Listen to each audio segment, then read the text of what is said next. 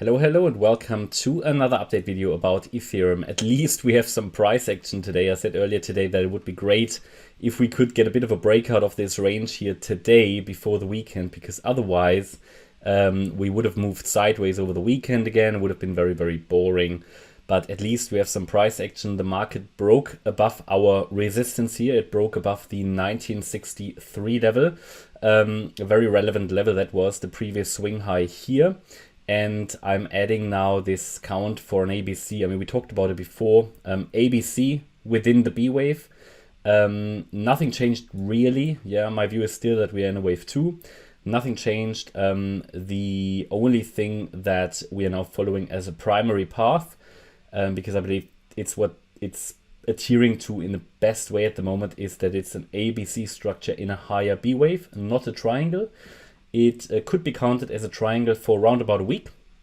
So hopefully that helped a lot of people throughout the week, because it followed that range nicely since I think it was last Thursday or Friday when we started to count it as an Elliott Wave triangle.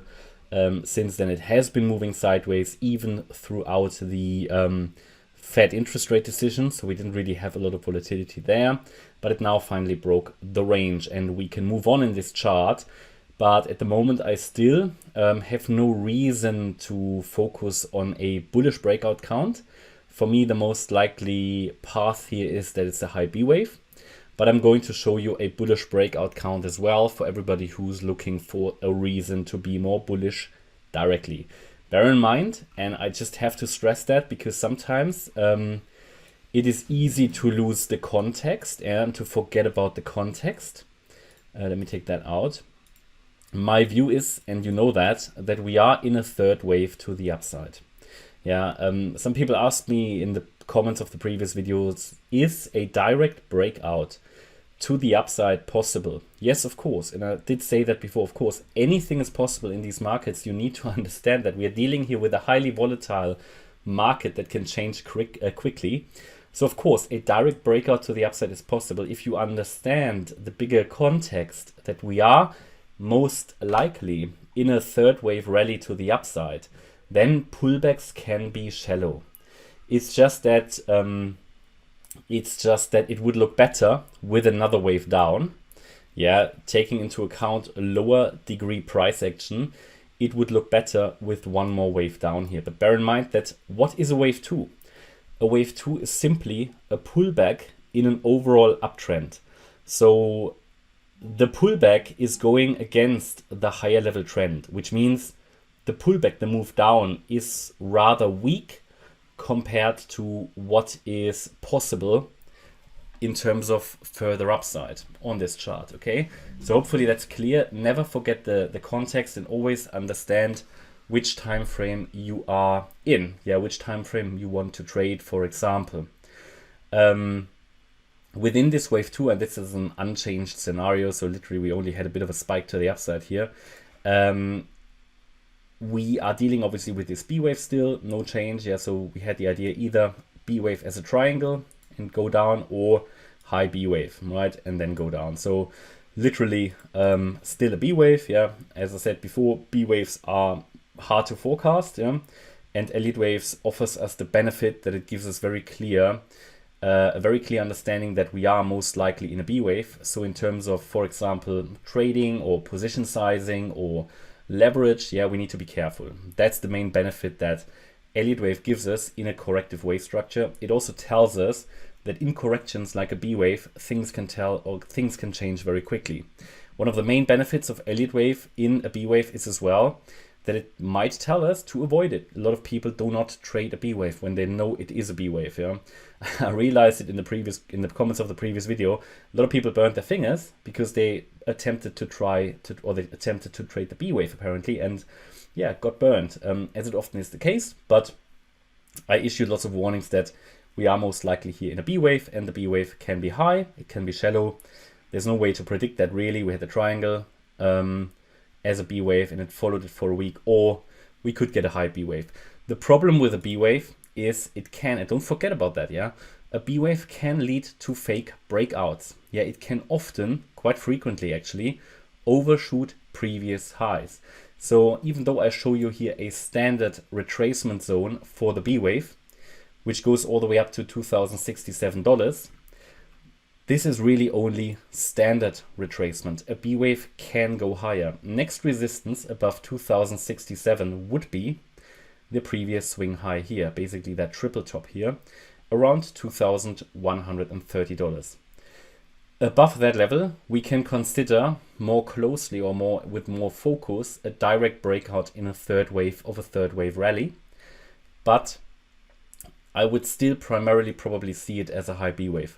Remember that B waves are always three-wave structures. So it will now depend on the subdivisions here of the C wave, how this is going to unfold. Yeah, we had our first wave here as the A wave. Then the second wave was the B wave, and the C wave would unfold in 5 waves. And we might have a 1, 2 here already. This could now be a third wave rally, and we might get a 4 and a 5. And that could overshoot the previous high. Do not be surprised if it does. Yeah, the warning should be very clear here. And already gave you a warning that this is most likely a B wave. Should be enough, right? Should be enough of a warning. What else is here to highlight? We can, based on this wave structure now, calculate likely targets for the C wave.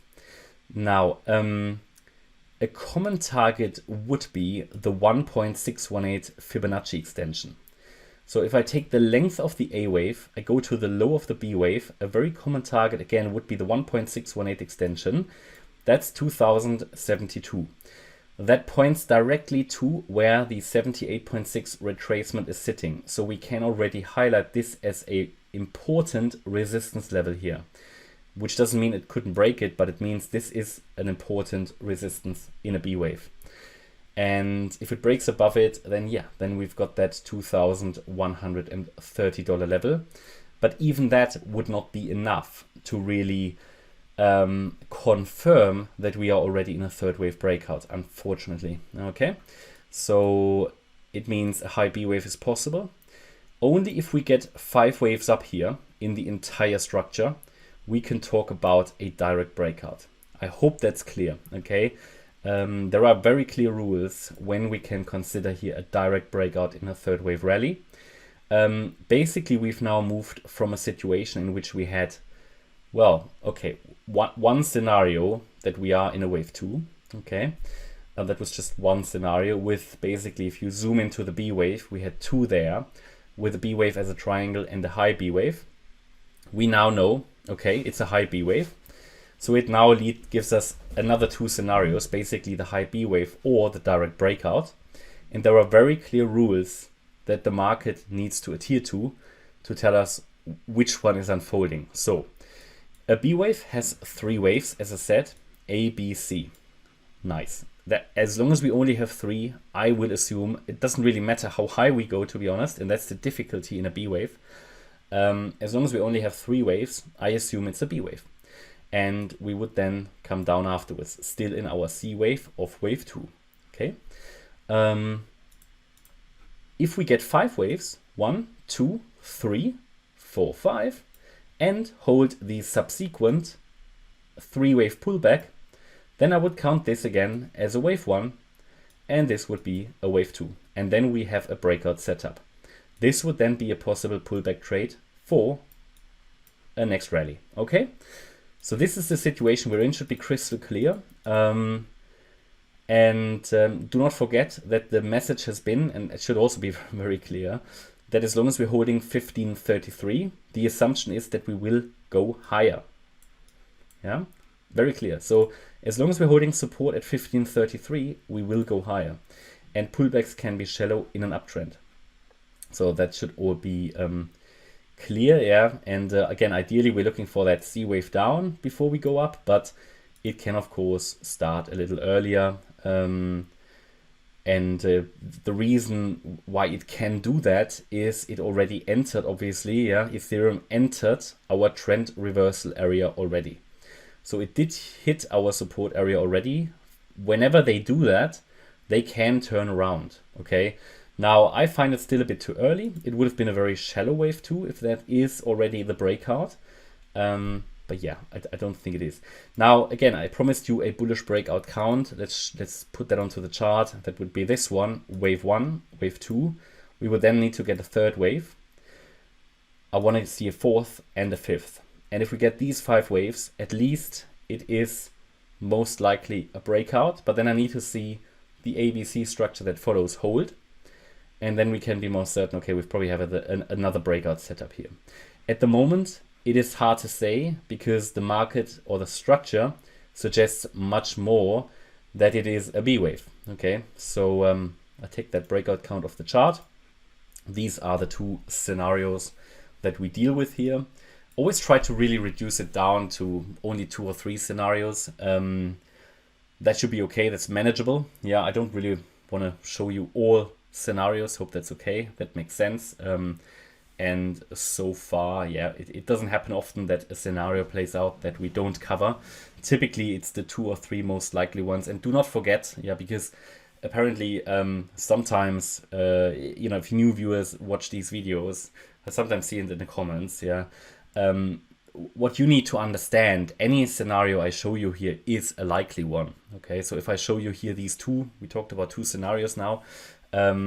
If I show you these 2, they are both likely. Yeah, when you trade this, you need to prepare. You need to prepare for these 2 scenarios if you decide to follow my analysis. I would not show you a scenario that is unlikely. I think a lot of people expect only one scenario in a technical analysis. That's of course not how a TA should be. You need to know the likely scenarios out there. Elliott Wave allows us to understand these scenarios together with the roadmaps, and all of them that I show you are likely. I would not show you an unlikely scenario. Bear in mind that the market can do anything. It's worth adopting an uncertainty mindset to understand that really anything can happen, yeah, because I do not know what the whales are doing out there, yeah. I don't know which traders are involved in a trade. So of course there are too many variables to really present only one scenario. You need to know the 2 or 3 that are most likely. And my task, my job is to take the infinite amount of potentials which are out there, yeah, because the market, again, can do anything. We take that infinite amount of possibilities, reduce it down to the 2 or 3 most likely scenarios. And do not think that if one count is more likely than the other, that the one that is unlikely, or no, do not think that the one that is less likely is an absolutely unlikely count. It is highly likely. That's why I show it. It's just if you compare both, yeah, there is a relevance, there is a relative probability one is more likely than the other. But I would not waste your time and show you an unlikely count. Yeah, I could make this video an hour and I can show you all options. It wouldn't make any sense. So sometimes worth mentioning that because a lot of people expect the crystal ball, which of course doesn't exist. You need to have that uncertainty mindset. You need to have that probability mindset. Otherwise, you will get frustrated by the market. It is what it is. It's always worth reminding that even the less likely scenario is a highly probable scenario, of course. I mean, why would I show it, right? It's common sense, hopefully, to understand that if I show you 2 scenarios, they are both possible, of course, and both likely. It's not, we don't cover here what is possible. We cover what is likely. Questions that often come in the comments, could it be this? Could it be that? It could be anything, yeah? But the question should be, what should the market be doing, not what could it do, okay? Yet, questions like, right, could it break out directly? Yeah, sure, but that's not the question that makes sense in terms of trading. It should really be what should happen. So hopefully that is a bit of an eye-opener, because I don't trade what could be, I trade what should be. Yeah, because the market can do anything. I can't repeat it often enough. A lot of people don't understand it. There are good books out there. You could look at Trading in the Zone by Mark Douglas, a really good book. That will be an eye-opener for a lot of people because I realize it, we obviously cover so much stuff and we cover so much in the channel membership to educate and so on. And it's really good to see how people are learning and everything and understand the analysis, understand how to understand markets, market structure.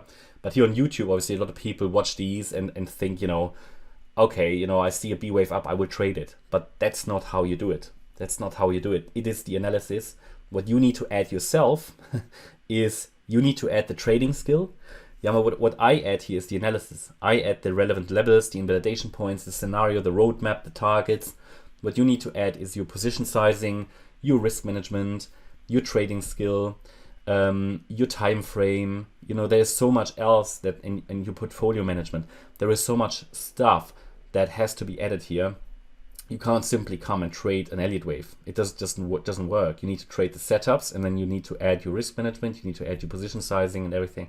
So a lot of people don't understand that. But obviously, I want everybody to succeed. Therefore, I repeatedly preach this, especially in the channel membership. If you want to learn more about it, check out our membership. I think it's underpriced for what we offer, and hopefully, it hopefully helps a lot of people, because too many people are ignoring the whole aspect of risk management. Yeah, I see it I have to be waffling here because it is important. I mean, it's shocking to see sometimes frustrated comments, right, of people in like in my last video, people who didn't understand the analysis, because trades are taken based on wrong assumptions. And if I then see, for example, someone is caught in a short position, I mean, that is like a red flag to me, because it means that a stop loss level wasn't used, or position size was too big, or sometimes someone said $2,000 are gone because of the analysis, which is of course rubbish, because a high B wave was obviously an option. But someone who then gets emotional about that, it means that that person didn't focus on risk management, right? Which is absolutely one element of trading. The analysis is only one part of trading, one part. You need to see, and a lot of people don't understand it, you need to see analysis and trading as separate things. I mean, the analysis is not a replacement for trading skills. Very, very important. The analysis is not a replacement for trading skills. Yeah, when, for example, someone's taking a short trade and another person is taking a long trade at the same time, they could both be right if it is the right thing to do for their portfolio. Yeah, the person who's going for a short trade might just do it as a hedge, yeah, for risk management purposes. The person who might go long might do it for just completely different, in a completely different, for example, I could expect a C wave down and still go long here, because on the higher time frame, if I'm trading the higher time frame, I scale in and try to trade the third wave, whereas someone else might want to trade the C wave to the downside, okay, and might go short. Whereas for me, if I want to trade the third wave up, it would be foolish to take a short trade. Again, yeah, I mean, you don't need to join our service. There are many others out there, but please don't make the mistake and simply take an analysis from anyone on YouTube and just trade it. Yeah, you take that analysis, you can incorporate it into your own trading plan, use the levels, and I think we are super accurate. Yeah, but of course, no analysis is 100% correct. But Elliott Wave is correct enough to be continuously profitable, but you have to incorporate it into your own trading, right? Trading is dangerous, yeah, if you don't have the skills, and I see time and time again, it's not too hard, but you just need to follow some basics. Yeah, and if you get emotional about a trade, you need to size down, very simply. You are over leveraged or over positioned. One more thing to mention is that it's sometimes shocking to see how people get emotional about a small move. I mean, literally, nothing happened. Yeah, I mean, nothing happened. We're just following the trend to the upside, okay? It didn't even, we don't even have a volatile day in crypto. It's just made a bit of a spike and people get emotional. It's crazy. So I want everybody to succeed who's watching these videos. Always try to educate. The value here is not only in the analysis. Yeah, the value is in everything else we teach. So hopefully, if it changes one person's trading skills, that's good enough, right? So yeah, I encourage you to think about risk management. Very important, especially in a B wave. I mean, I said it so many times. Be so careful in a B wave, but okay, I can't do more than highlighting it. and it's obviously everybody's responsibility to listen, right? So yeah, and if you want to learn more about it, how to trade Elliott Wave, check out our membership. But hopefully you like the update. Hopefully you like the video, and if you did, please hit the like button, leave a comment, and subscribe. And if you really like the content, then please check out the channel membership. Thanks a lot for watching. Bye bye.